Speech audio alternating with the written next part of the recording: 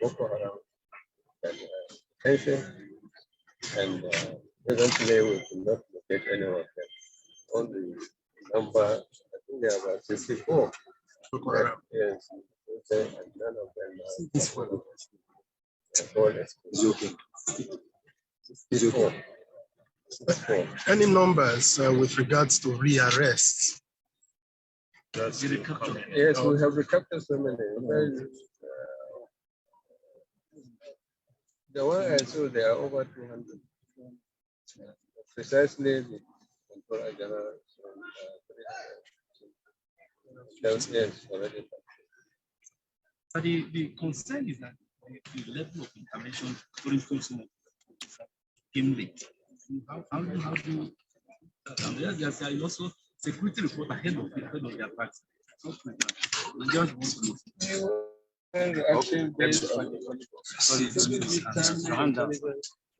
At the right time, I'm sure we'll have conflict.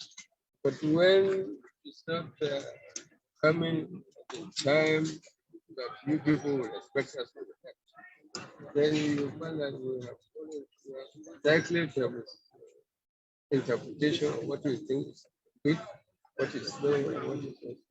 But I am sure from what we discuss now, every force or security agent working for the community has participated in the best way possible to ensure that all the prisoners and I think we're happy. Many of them found themselves, many didn't go anywhere. Some cells they couldn't open them, and some of them are not captured. So we need your confirmation. One more question. Last question. They came here with last question.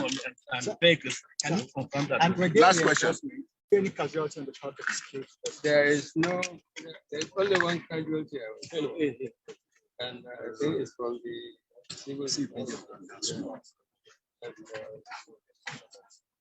One is hospitalized, otherwise no. We'll give you. Last question, please. And that's why people moving after this one. Thank you. This is just joining us. We are live at the inside the medium prison in Kuje.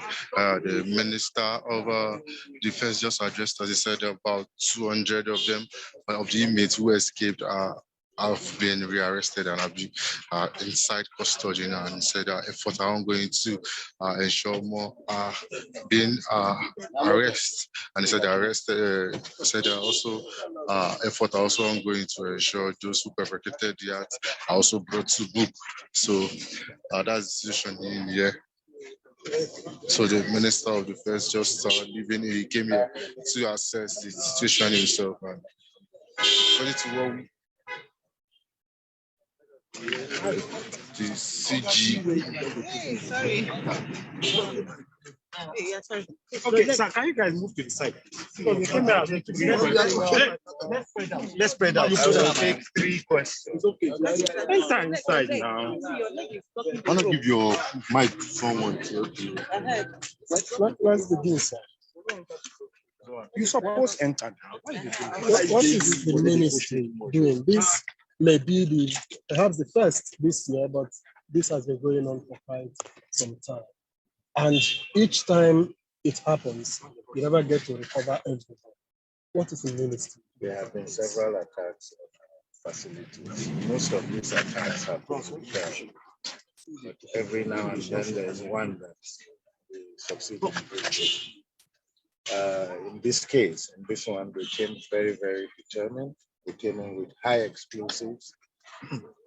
The initial entry attempt was unsuccessful with a very high-grade explosive, but they couldn't break it. Then they attacked another section of the wall with even higher-grade explosive, which brought the wall down.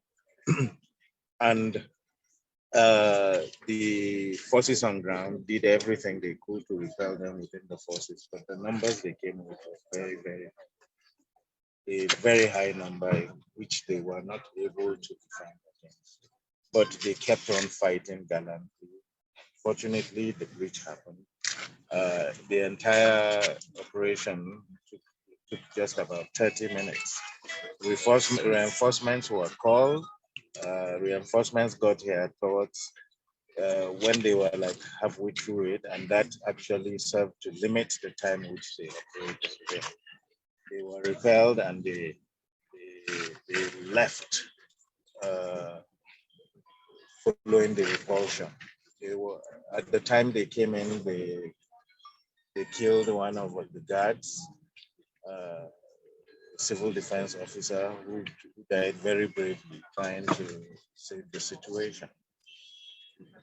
So, can you have statistics of how many escapees, how many returned, and the facility here, how many inmates does it accommodate? The inmates here, 994 is the population of inmates. And when they broke out with approximately, because these people came specifically, we understand they are Boko Haram, they came specifically for their co-conspirators. And but in order to get them, some of them are in general population, so they broke out, and other people in that general population escaped as well. But many of them have returned. They have reported themselves to the police. Some have returned. Some we have successfully retrieved from the bushes where they're hiding. And right now, at least we have retrieved about 300 out of about 600 that got out of the jail cells. And the retrieval is going on. We receive reports that there are still about 50, 60 that have been intercepted somewhere just a little outside town here. And you will have heard the helicopters hovering aboard overhead. They are locating the different locations where these people are. The military checkpoints and police checkpoints from here to Abati, from here to Suleja, from here to town, everywhere. Everybody is on high alert. And the inmates are being retrieved even as we speak. Number of deaths? One. I mean, from the inmates, we learned about. We don't know how many were killed among the attackers, but it's quite possible that they took their injured and other casualties with them. But on our side, just one death and about 3 injuries. Thank you. Thank you. Name for the About the CG? No. Your name, sir. Okay. Permanent Secretary of the Ministry of Interior. I said about 300 persons have been retrieved, while about 300 more are still been searched for. So that's the situation of things here. So just joining us, we are live at the maximum prison. Sorry. In Kuje, we are not being allowed to go further than this. And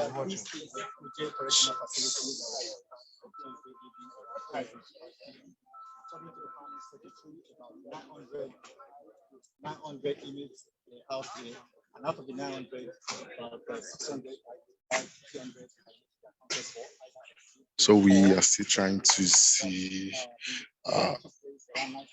The situation here is tense. As you can see, security operatives here are not allowing journalists to go beyond this spot, and we are also being cautioned on the way we display our phones. So, but about 300 persons are unaccounted for as we speak, while they said 600 were retrieved. So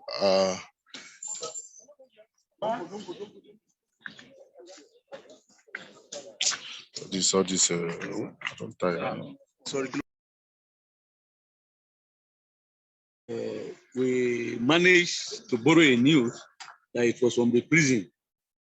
So those of us who are resident within the prison area will become too apprehensive and decide to know what is happening.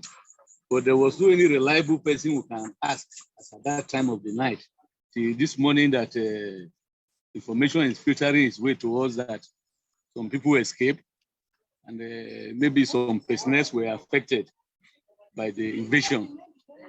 So it's a usual thing that it has become attack in many places. And the problem is that the community that is hosting the prison, or the people who live within the prison environment, they are not protected.